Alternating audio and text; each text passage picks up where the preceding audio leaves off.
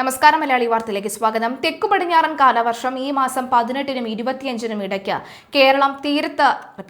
കേരള തീരത്ത് എത്തിയേക്കുമെന്ന് കേന്ദ്ര കാലാവസ്ഥാ വകുപ്പിന്റെ നിഗമനം വരികയാണ്. ഈ മാസം പകുതിയോടെ വേനൽ മഴ ശക്തമാകാനും സാധ്യതയുണ്ട്. ഇപ്പോഴത്തെ ഉയർന്ന താപനിലയിൽ നിന്ന് പെട്ടെന്ന് മഴയിലേക്ക് മാറുന്നതിനാൽ ശക്തമായ കാറ്റിനും മിന്നലിനും സാധ്യതയുണ്ട്. സംസ്ഥാനത്ത് ഇന്നും ശക്തമായ വേനൽ മഴയ്ക്ക് സാധ്യതയെന്ന് കേന്ദ്ര കാലാവസ്ഥാ വകുപ്പിന്റെ മുന്നറിയിപ്പ്. അടുത്ത 5 ദിവസത്തേക്ക് മഴ തുടരുമെന്നാണ് വിലയിരുത്തൽ. ഒറ്റപ്പെട്ട ശക്തമായ മഴയ്ക്കാണ് സാധ്യത.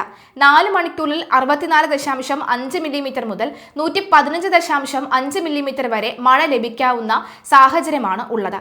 കോട്ടയം, ഇടുക്കി, മലപ്പുറം, വയനാട് എന്നീ ജില്ലകളിൽ ഇന്ന് യെല്ലോ അലർട്ട് പ്രഖ്യാപിച്ചിട്ടുണ്ട്.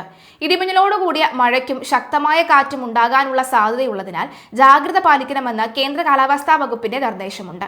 നാളെ മധ്യവടക്കൻ കേരളത്തിലെ 7 ജില്ലകളിലും ശക്തമായ മഴയ്ക്ക് സാധ്യതയുണ്ട്.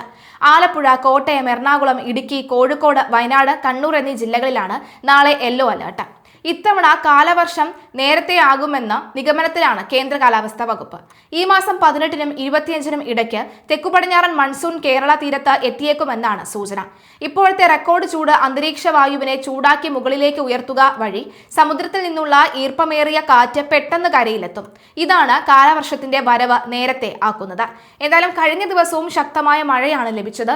ഒരിടത്ത് ഈ ഓട്ടോറിക്ഷയ്ക്ക് മുകളിലൂടെ മരം ഒടിഞ്ഞു വീണ ഒരു യുവതി മരിക്കുന്ന ഒരു സാഹചര്യം ഉണ്ടായിരുന്നു. കഴിഞ്ഞ ദിവസങ്ങളിലും ഇടിമിന്നലേറ്റൊരു യുവാവ്, ക്രിക്കറ്റ് കളിച്ചുകൊണ്ടിരുന്ന യുവാവ് മരണപ്പെട്ട സാഹചര്യം ഉണ്ടാകുന്നു. അങ്ങനെ ഇടിമിന്നൽ അപകടകാരികളാണ്, ജാഗ്രത പാലിക്കണമെന്നുള്ള മുന്നറിയിപ്പുകൾ പലകുറി ആവർത്തിച്ചാണ് ജനങ്ങൾക്കിടയിലേക്ക് നൽകുന്നത്. പക്ഷെ അത് അവർ എത്രത്തോളം മുഖവിലയ്ക്ക് എടുക്കുന്നുണ്ട് എന്ന് വ്യക്തമാകുന്നില്ല. പലരും വിചാരിക്കും ആ നല്ല വെയിൽ ചൂടൊക്കെ അല്ലേ, മഴയൊന്നും പെയ്യാൻ പോകുന്നില്ല എന്ന് വിചാരിക്കും. പക്ഷേ കാലാവസ്ഥ മാറി മറിയുന്ന നിമിഷ നേരം കൊണ്ടാണ് എന്ന് നമ്മൾ മനസ്സിലാക്കേണ്ടതുണ്ട്. എന്തായാലും നിലവിലെ സാഹചര്യത്തിൽ ശക്തമായ മഴ വരും മണിക്കൂറുകളിൽ പെയ്യാനുള്ള സാധ്യതയാണ് ഇപ്പോൾ അറിയിച്ചിരിക്കുന്നത്.